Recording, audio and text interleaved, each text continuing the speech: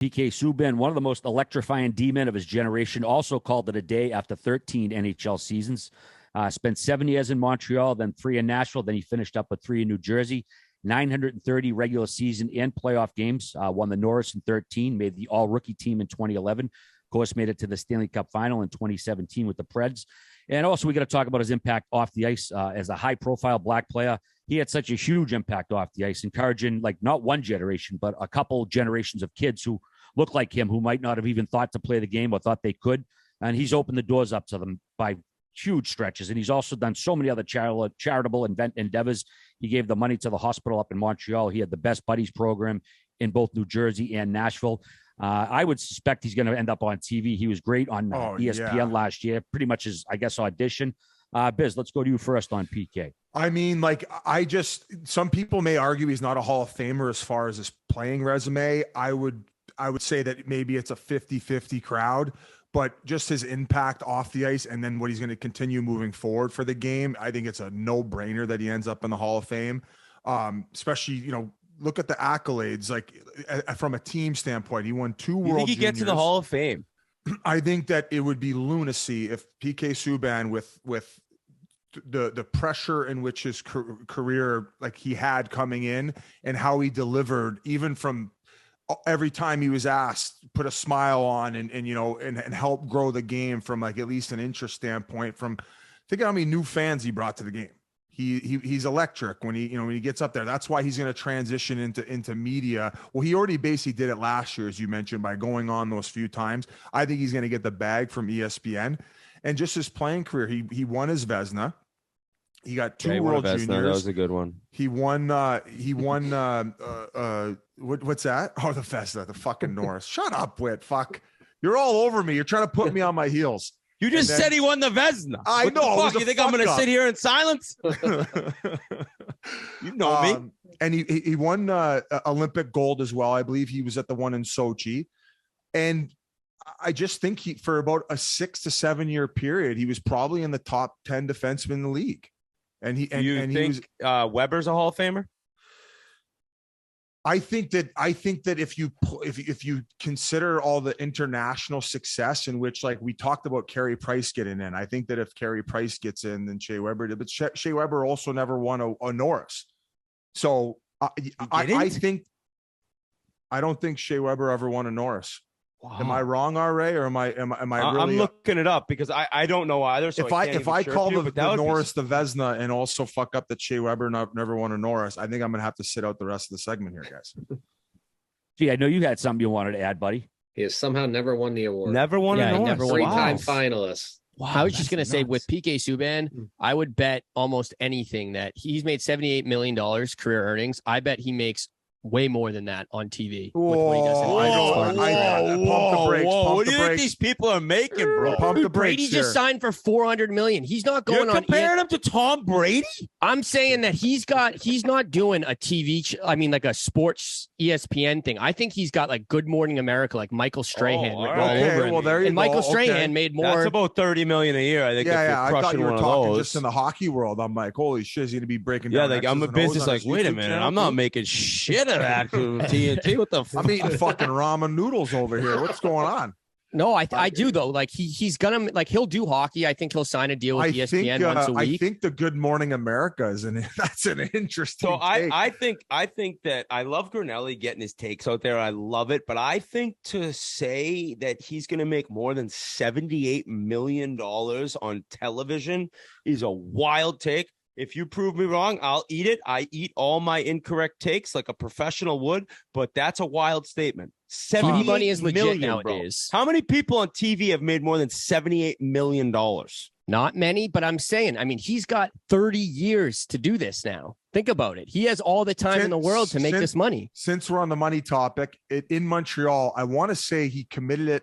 Did he commit it before he was traded away? But he committed $10 million to the children's hospital there. And every year he does these amazing viral videos where he basically is Santa Claus and he just decks these kids out with like the most insane gifts. There's probably it's been going on for like 7-8 years. And there's good videos that come out of it too. Oh, buddy, and then going down to Nashville, I believe he was doing something with the police department there.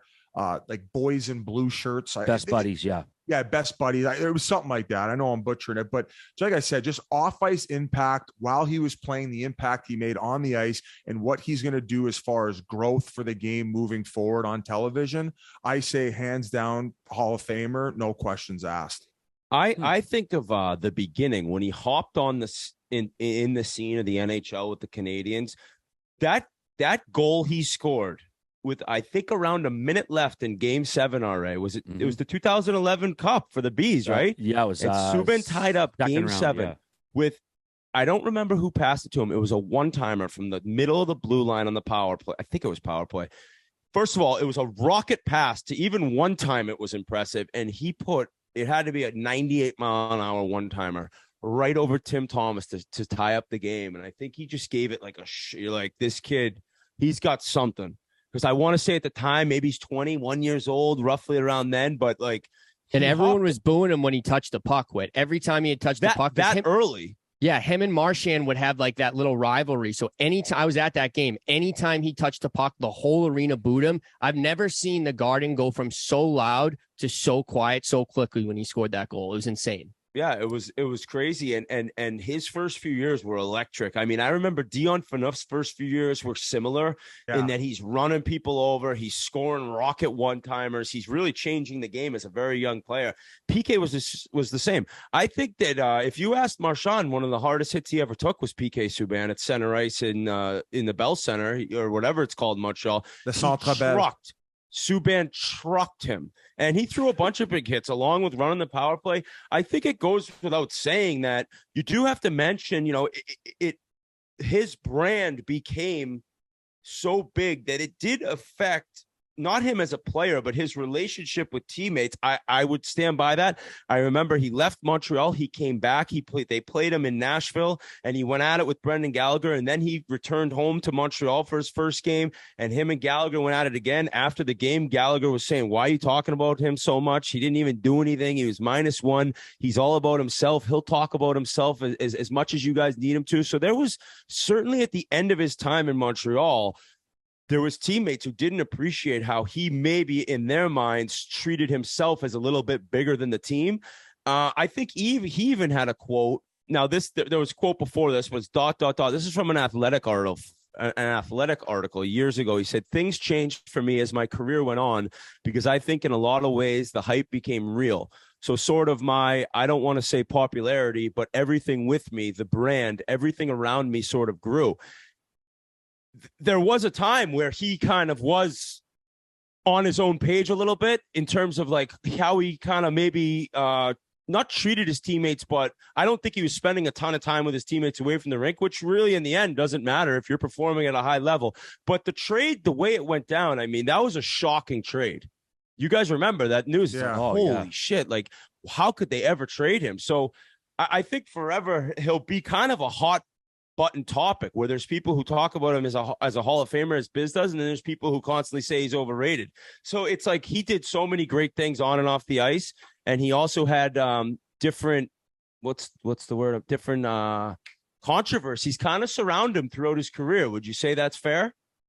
Yeah, I think that it ended up working out. I mean, you mentioned like that rise to stardom, especially in living in Montreal. Like Toronto is one thing. You also have the Raptors and you have the baseball team and other focus. So it'd be basically being like Matthews in Toronto, whereas like you're just on this island in Montreal where all that matters is the Canadians. So yeah, I guess I could see where it definitely became a distraction, especially with the examples you provided with Gallagher. Now that might be Gallagher's view on how a team should operate, and also other guys who have had successful teams would say, when you're all hanging out together and there's a strong glue and a good bond, that's usually when you have success. I think him going down to Nashville for the league perspective and the way that it seemed like his teammates embraced him there as well as the city, everything worked out for a reason. And And he brought him to a cup final, and RA got screwed because he scored a goal in that friggin' game, RA, didn't he? Game one.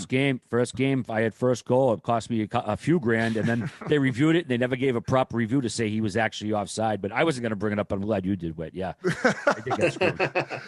RA text me on the side. Please PK's retirement turns into RA talking about his gambling loss. But he had I don't think he had real controversies, though. It was just, No. That's why controversy is not the correct word. I'm glad you said that. I'm glad you said that. No, but I'm actually glad that he got to play in the States and help grow a smaller market. It couldn't have been a better landing spot, especially the way that team was headed. And then, even in that finals against Pittsburgh, like him joking around with, what did he hand Crosby Listerine, or he made a comment about how he had stinky breath or something? Yeah, some Listerine shit. Yeah, I don't know how much it was actually said on the ice or if they embellished it in the press conference after, but it kind of became a side story that Sid just ignored and ended up just winning another Stanley Cup. But no, I mean, he had some end-to-end rushes though. Like through watching a Canadiens game at the peak of his game, the peak of his powers, that place would go bananas when he touched the puck, and there was an excitement as he'd round the net. I mean, I think the only thing that really hurt him in the NHL is he kind of lost a step a little bit just as he got older. He played 13 years, everybody else. But at the beginning, dude. That guy was a game breaker. And as a Beast fan, every time he go into the boards, I shit my pants because he was so goddamn good during that era when he was playing for Montreal. But Biz, I know you wanted to chime in as well. I think that there was a quote somebody said when he signed his deal with Montreal, that big one. He told him, he's like, this will be the last contract I sign in the NHL. And somebody was like, what? It's like, you're crazy. Like, you're going to go on and play another 5 years past that. But I guess he basically predicted that he was going to be done by the time that one was finished. He had his sights on making another $85 million off the ice. That's true. Good Morning America is calling. Well, either way, PK, kudos. Congrats on a great career. We enjoyed watching you play, and hopefully we'll see you around town soon.